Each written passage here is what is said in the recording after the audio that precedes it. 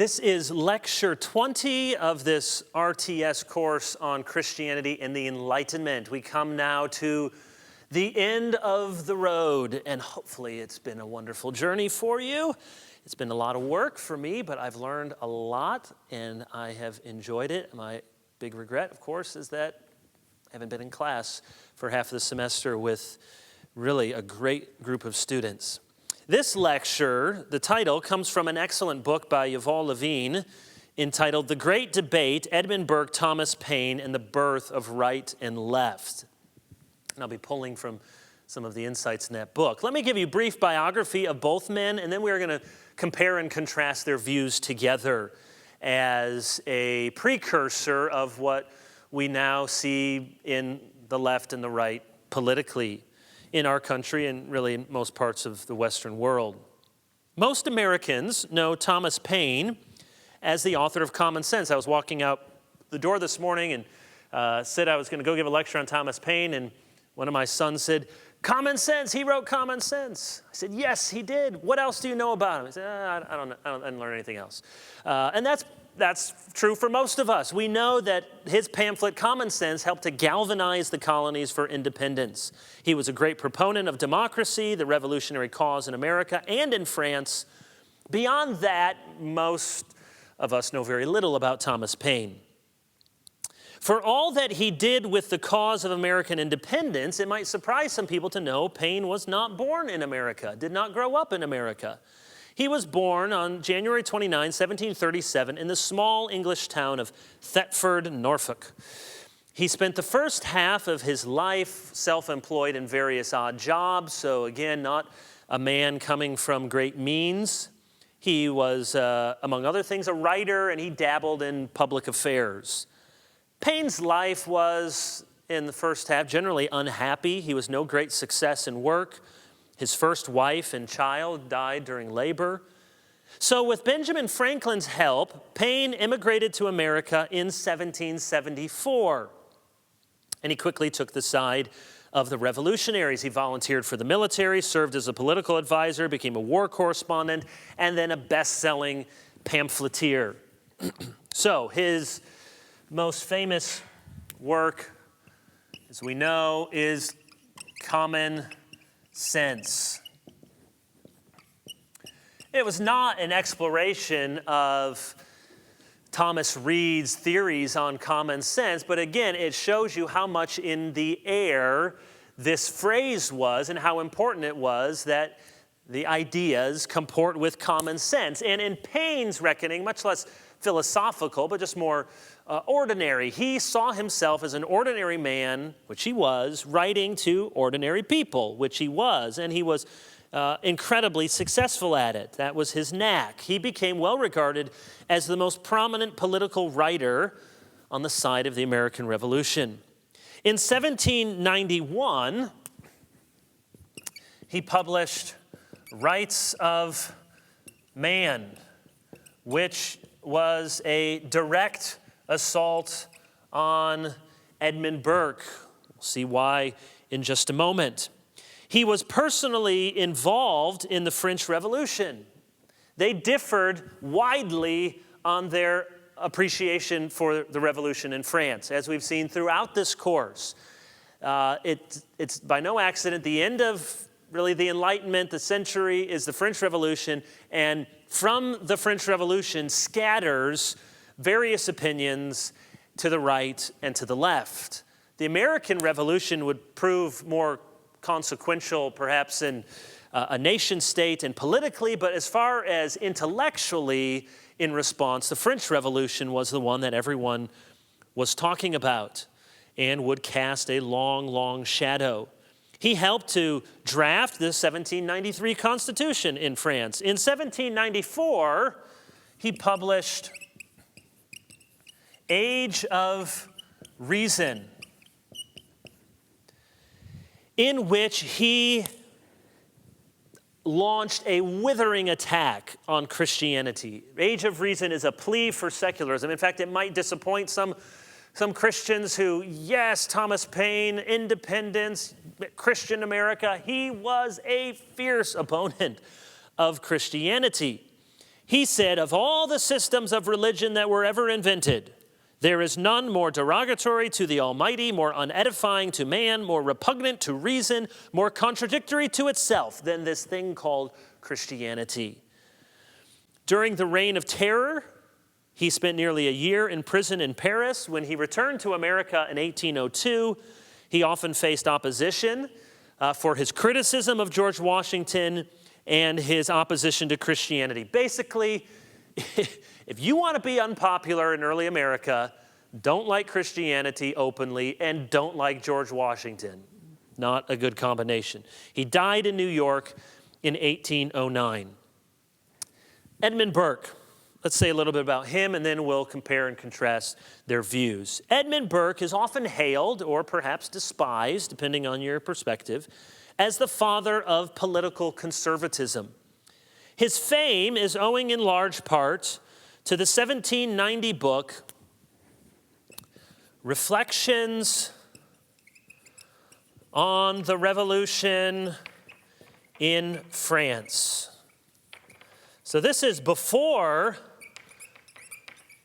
things even really got out of control with the Reign of Terror, the guillotine, but already he is an early opponent to the French Revolution. If Burke had died in 1789, he would have been a minor footnote in the history of English politics. He was born, actually, in Ireland in 1729. His mother was Catholic. His father was Protestant, became Protestant because it afforded more career advancement. Burke attended Trinity College in Dublin, and after that moved to London to receive legal training. In the mid-1750s, Burke published 2 philosophical works, which were well regarded. He became close friends to leading men of letters in London. In 1765, Burke became the private secretary to the Marquis of Rockingham, an important political figure. And through the Marquis's patronage, Burke himself entered Parliament. During Rockingham's life, his patron, Burke served in a number of positions: editor of Political Register, agent for the colonies, paymaster general.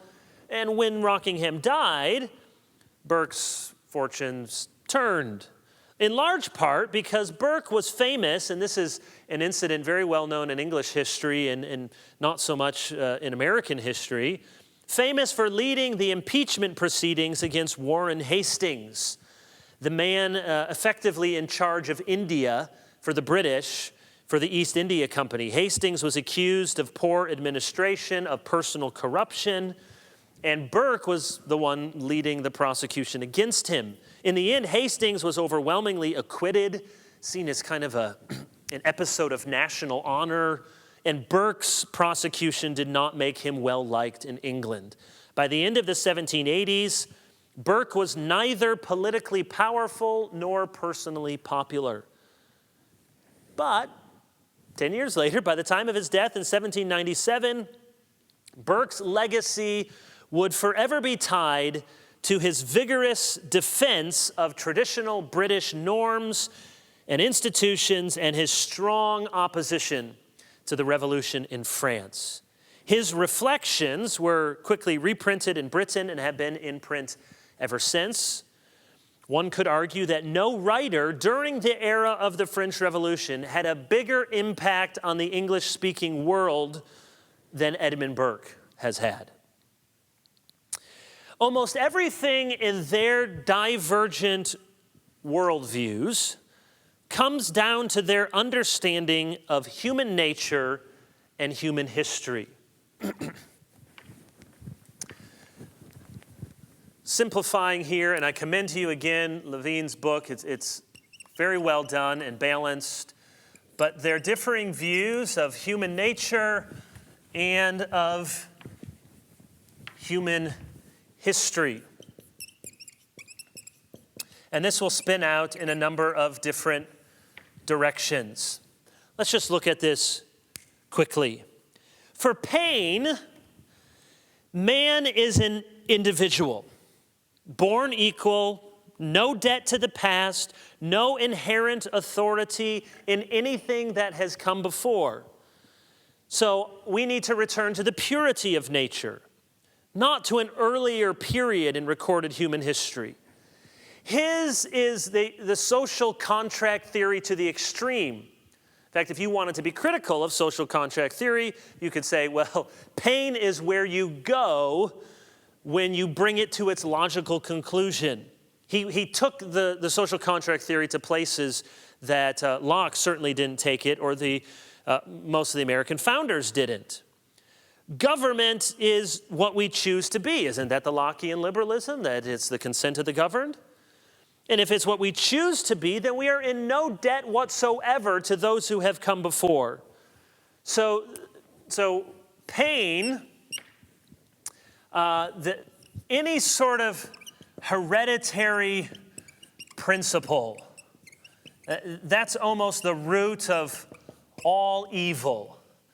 A radical individualism, a distrust for history, or maybe not a distrust so much as just a neglect. We don't need it. We owe no debt to the past. We can remake ourselves, make ourselves anew in the present. That's his view of human nature. Burke, on the other hand, you can see these two things are really tied together. Burke says we can't return to the very beginning. So Paine wants to go back to this pure state of nature. And this is where he's different than Lockean liberalism, or certainly than Hobbesian social contract theory. He's maybe got a little more Rousseau in him. Burke says we can't. It's neither wise nor possible. It would mean a return to barbarism. We would forfeit all that had been won and discovered by the civilization we enjoy. So Burke's fundamental stance is we can't start over. And why would we? We enjoy the benefits of civilization, our British norms and institutions and history. He didn't subscribe to Locke's social contract theory. And this is important because if you're attuned to current debates, you may have listened to, say, the lecture from the Federalist Papers on Madison and Hamilton, and they are often revered by today's political conservatives. But it's important to remember that Burkean conservatism, though there's tie-ins, they do start from very different places. And American conservatism of Locke, limited government, Madison, Hamilton, certainly you're going to hear some resonances, but Burke is starting from a different place. Burke is the great defender of institutions. Yes, they can seem arbitrary. Yes, they may need reform, but not revolution. So as we look at human history, Paine is the one who is saying, we need revolutions. Yay. Burke says, revolutions are risky. There's a better chance that we're going to lose things that we've gained. He's not an opponent to change, but gradual change. Actually, you may think, based on this sketch, that Burke was opposed to the American Revolution, but he wasn't.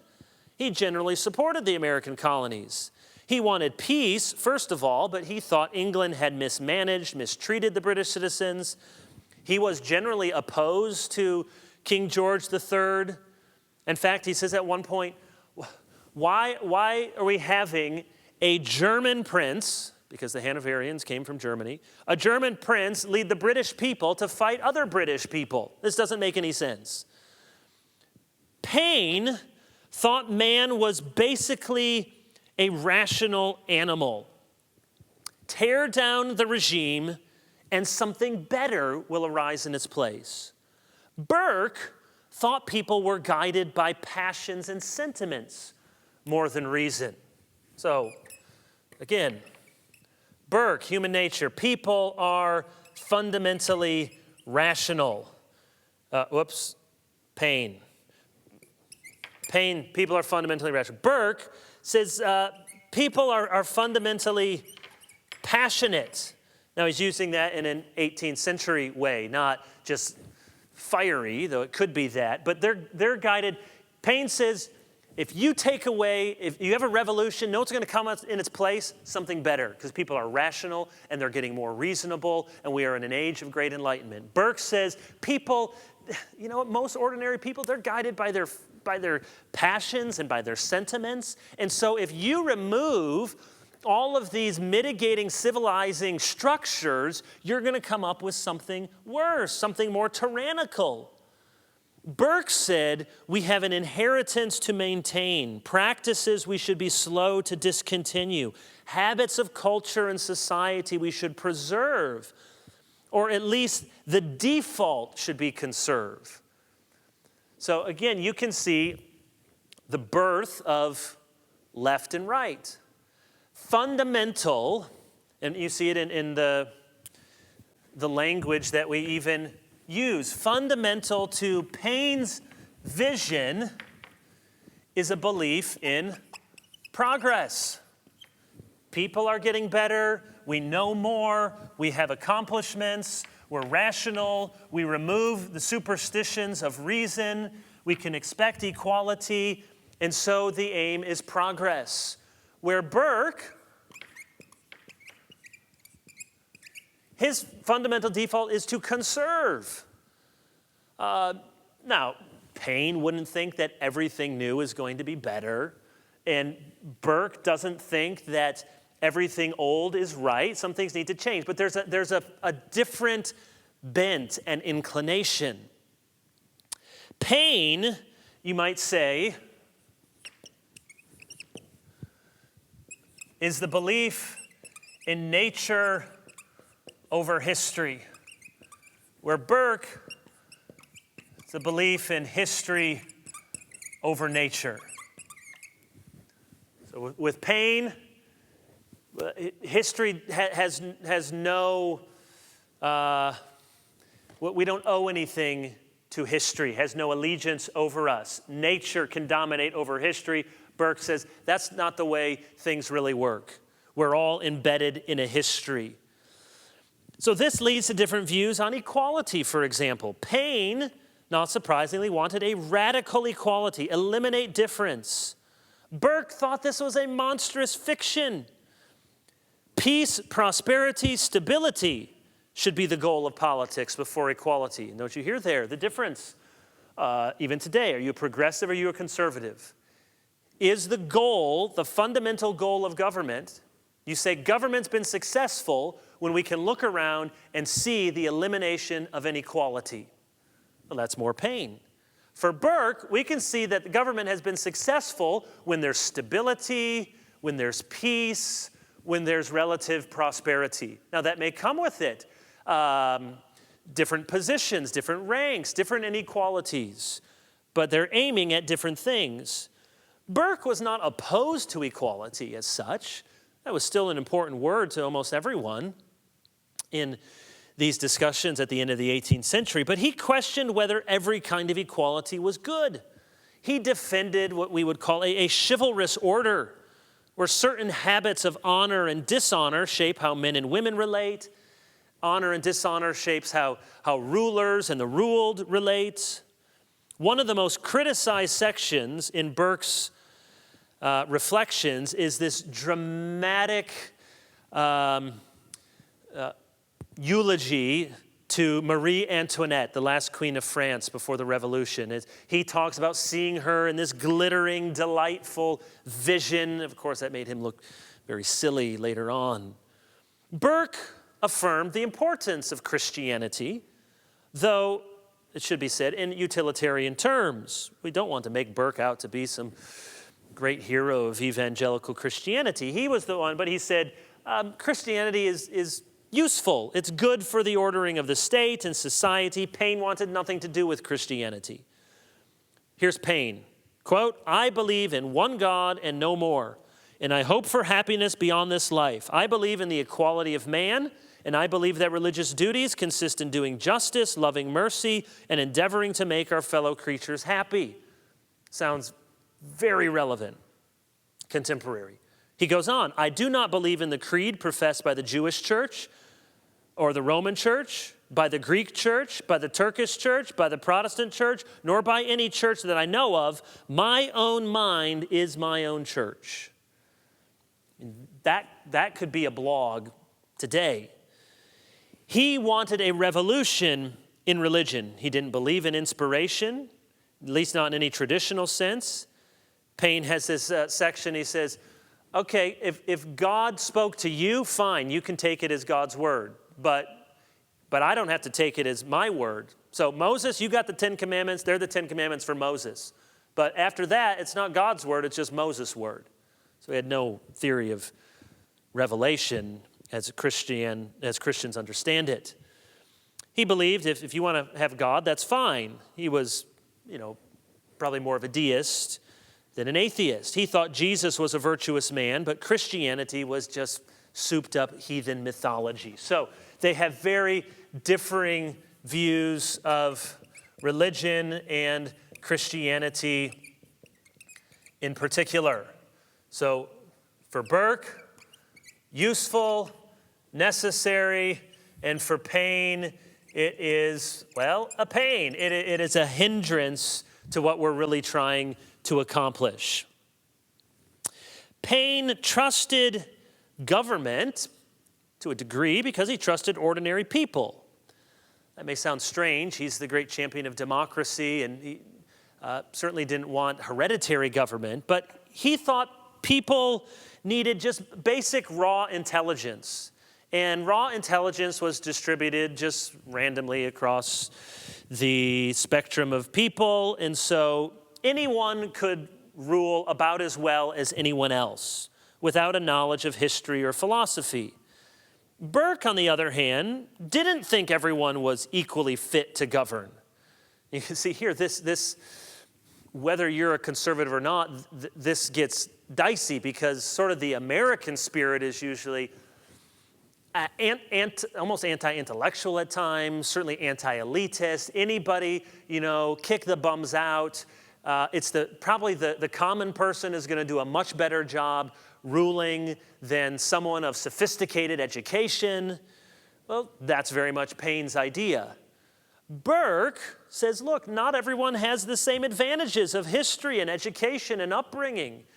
And so, there may be just a general distribution of raw intelligence, but much more is needed than that to be an adequate statesman. So Burke was far less trusting in pure democracy than Paine was. We see their divergent views in how they understand rights. So Paine emphasized rights. Burke emphasized obligations. And some of this gets to a striking difference in how they viewed the family, procreation. We talk a lot today about consent. Well, Paine would have liked that, and not thinking so much of sexual consent in a relationship. That's important, but that's not the controversy. But for Paine, consent is everything. Government exists by consent. What we owe one another is by consent. Our rights are so inviolable that we owe each other only what we agree to. Now, you need to respect my rights. I need to respect your rights. But our dynamic in relationship with one another is by consent. We're individuals. So I owe you that if I affirm that I owe you that. Burke, on the other hand, emphasized obligation. And in a famous paragraph, he spins out his political theory from the unchanging nature of the family. And I won't read it to you, but he says, look, when you welcome a child into the world, you inherit a certain set of obligations. Now, that child has obligations to the parents. Whether the child consents to it or not, they're there, and the child needs to respect the parents, needs to honor and obey the parents. That's part of human nature. And certainly he could bolster that with saying Christianity. And likewise, parents, you bring a child into the world, you have obligations to that child. Whether you consent to it or not doesn't matter. If you say, well, I consent to be a parent. No, you're a parent now. And so you have obligations. And he spins out from that political theory. In the same way, we are born into this world, and whether you consent to it or not, you inherit a web and a network of relationships and institutions which put upon you certain obligations. And he says the duty, like as a parent, is, quote, awful and coercive. It is. But, he says, we also have the instincts to make it dear and grateful to us. And some scholars have said that is maybe the quintessential paragraph to define Burke's political philosophy and conservatism. You inherit in the family and in society obligations, and they may feel awful, they may feel coercive, and to some degree they are. But you have instincts to appreciate them, to see the wisdom in them, and they become dear and grateful to us. So Burke has a kind of social contract theory, but it's an arrangement, not a formal agreement. It's not, we agree to be in this social compact with one another, but we have inherited this tradition, we have inherited this world we live in, and our responsibility is to build upon it in the arrangements that are given to us. Let's just spend a few more minutes on Burke and Paine, and then we will come to a conclusion, wrap up this lecture and the course. So we've been looking at the differences between Burke and Paine and their divergent views and the birth of left and right. Paine's prescription was rationalism. We can pursue perfection. We have power within us. We have the use of reason by which we can achieve great things. So in the age of reason, Burke says war will be a thing of the past. That's his vision. Burke, on the other hand, actually, this is what makes him, if people get assigned Burke in a college class, they're going to find him offensive.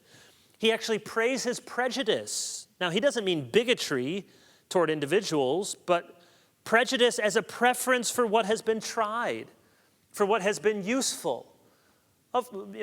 Burke would say, of course we're prejudiced. We should be prejudiced toward things that have proven to give us the freedoms we enjoy and to be useful.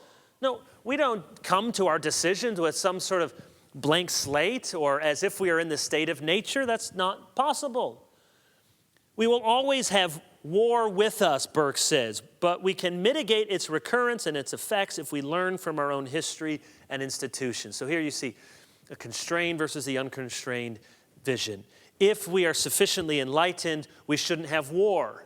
And if there is war, then it's certainly the fault of some failure of imagination or creativity to solve it. Whereas Burke says we're always going to have war, there always has been war, but if we pay attention to what has worked and we put enough institutions around, we can probably mitigate its effects. Burke was not against change. He was not a right-wing reactionary pining for absolute monarchy. You get much more right-wing people after the Revolution than Burke. He believed in gradual change. He opposed revolution because it sought to overcome the past. He believed we should build on the past. So this is maybe another way of looking at these differences. Overcome the past because mainly it's been an era of darkness and tyranny, or do we build on the past? Because what we have now, we have inherited, and we have a duty to conserve it and to preserve it and to learn from it. So different bents and inclinations.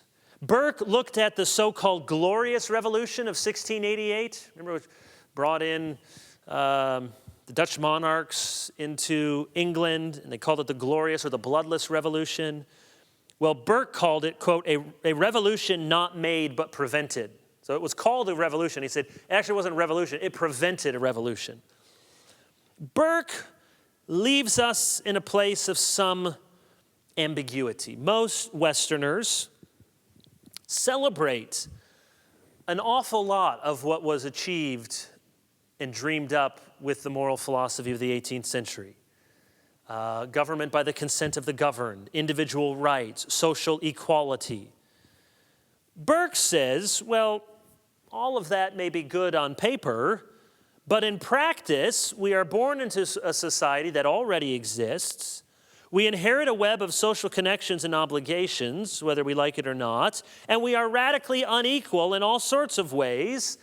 And maybe they can be ameliorated, but some of them can't, and some of them, if we tried to, we would end up with totalitarian measures. There was a utopian thinking in Paine. With the right facts, the right technology, the right cooperation, the right ideas, we can overcome war, poverty, injustice, even suffering itself. Nature can overcome history. With Burke, there's a fundamental sense of our own limitations. And so Burke argues we ought to gratefully receive the inheritance of freedom and prosperity we have been given. And Burke's aims are therefore cautious, gradualist, aware of the permanent features of the human condition, and a sense that we might just make things worse if we try something untested and untried.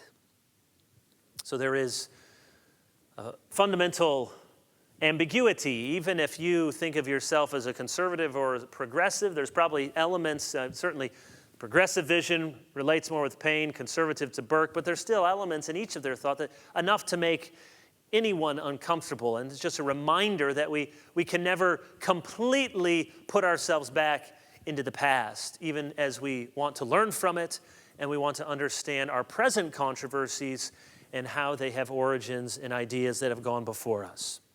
As we bring this lecture and this course to a conclusion, boo-hoo, very sad, I know, thought, how should we try to wrap up and summarize what we ought to make of this monumental 18th century, this thing we call the Enlightenment? Well, rather than trying to give you a summary of all of these lectures, I thought we'd go back to America one more time and look at a man that you may not know much about, but is one of our guys, and that is Samuel Miller.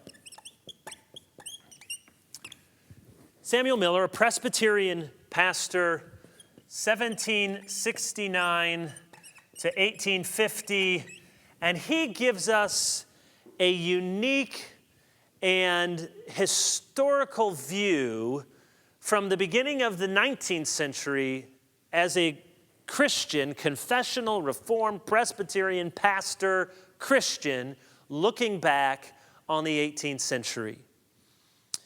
He was born in 1769 near Dover, Delaware, where his father was a Presbyterian pastor. He graduated from the University of Pennsylvania in 1789, studied theology at Dickinson College. He was a Presbyterian pastor in New York City from 1793 to 1813. And then if you know some Presbyterian history, you may know what's happening around that time is Princeton Theological Seminary. There was already the College of New Jersey, Princeton. But in 1812, Miller is one of the folks who's instrumental in founding the seminary. And in 1813, he moves out of the pastorate to the seminary. He teaches church history and church government from 1813 until his death in 1850. Not the university here, but the seminary. Miller first made a name for himself with a 1,054-page work entitled A Brief, brief, I don't think so, A Brief Retrospect of the 18th century. Originally 1,054 pages. So I'm going to put a little exclamation point. Brief, hardly. It was essentially a history of the Enlightenment from the perspective of an evangelical confessional Presbyterian minister.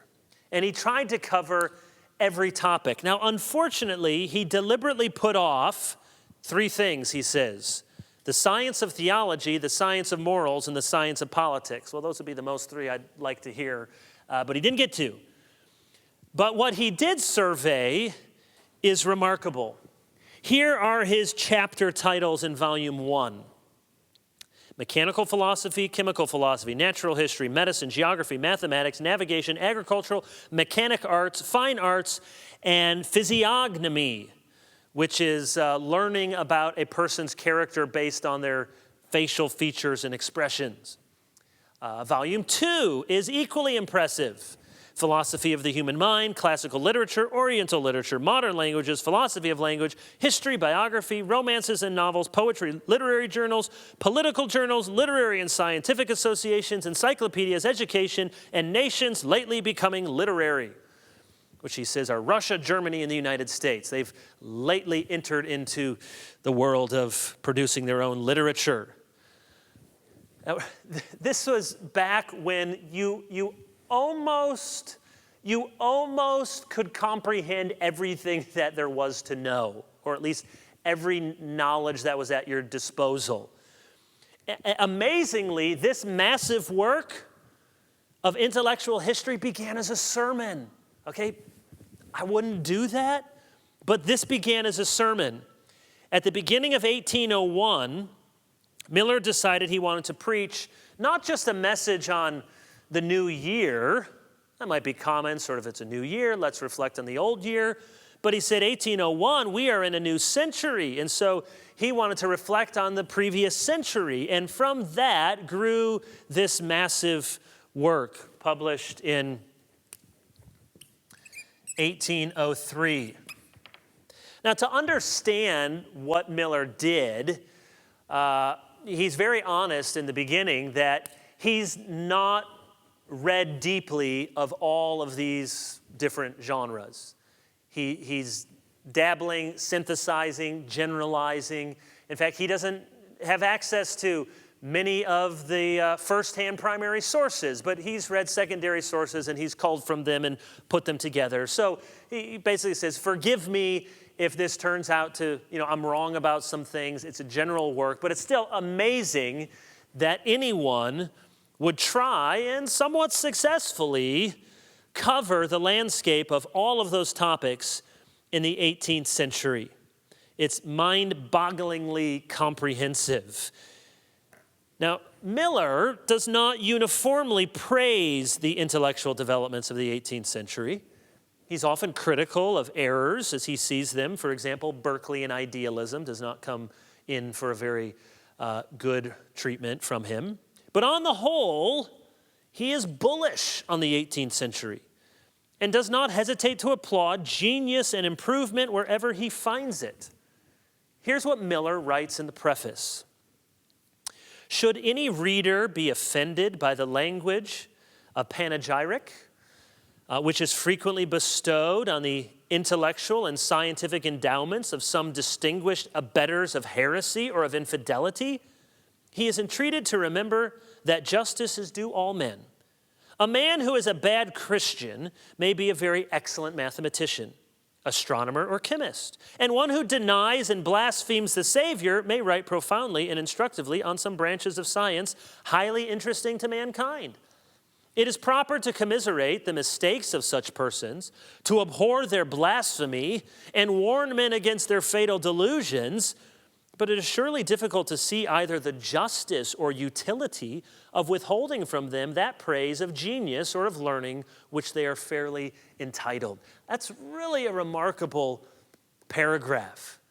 He's saying a lot of the people I'm going to talk about here, yeah, they were bad Christians, or they were abettors of heresy, or they weren't Christians at all. And we ought to make that known loud and clear. But we can't withhold from them their due. And they were brilliant men, and we have a lot to learn from them. And you can be a bad Christian and still very good in mathematics. He was not a blind appreciator of all things, but he was a proponent, optimistically, of the union of Christian piety and enlightened learning. He believed there was a way to take every thought captive for Christ without dismissing the insights of those who start from different principles or reach different conclusions. So not say, well, these people in the philosophy of the mind start from different first principles. They've obviously got everything wrong. No, he was fairly critical of many. In fact, he says in his section on the philosophy of the mind that he thought it was one of the areas where there were fewer advancements than in others. And in particular, he doesn't like the system of Malebranche and Berkeley and idealism. But overall, he had a great appreciation for the 18th century.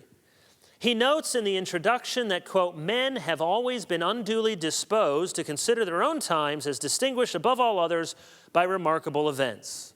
A very wise insight. He says, we all think our age is the worst, most despicable. We've all fallen from the glory of a previous age. Or we think we are living in the best of all times. And he says, usually both assumptions are mistaken. But even with that caveat, Miller insists, quote, it will probably be acknowledged that the century of which we have just taken leave has produced an unusual number of revolutions and at least some improvements in literature and in science, in political principles and establishments, in the moral world and in the Christian church, which again has proven to be true. Now, everyone thinks if you're a historian, you think whatever century you're about, it was consequential, but even take it out from historians, most people will recognize there were amazingly unique developments, some for good, some for bad, in the 18th century. And already in 1803, Miller recognizes this. Miller dedicated the retrospect to John Dickinson. You may remember John Dickinson from American history. He was a delegate to the Continental Congress, a delegate to the Constitutional Convention, an officer in the Revolutionary War, president of Delaware, president of Pennsylvania. He did almost everything a founding father could do, except he refused to sign the Declaration of Independence. So on the one hand, Miller says to Dickinson that he is going to canvass some ideas, quote, falsely called philosophy, which pervert reason, contradict revelation, and blaspheme its divine author. On the other hand, Miller argues there are many things we can admire in the intellectual achievements of the 18th century, and many reasons to hope that God is doing something good in our world through these ideas. So maybe the best way to finish this class, which has been a class on theology, philosophy, history, is to give the last word to someone else, and to give that last word to Samuel Miller. As he, perched at the very beginning of the 19th century, looks back at the 18th century. One of our guys, Presbyterian, confessional, Christian, Princeton Seminary, heading into its golden age.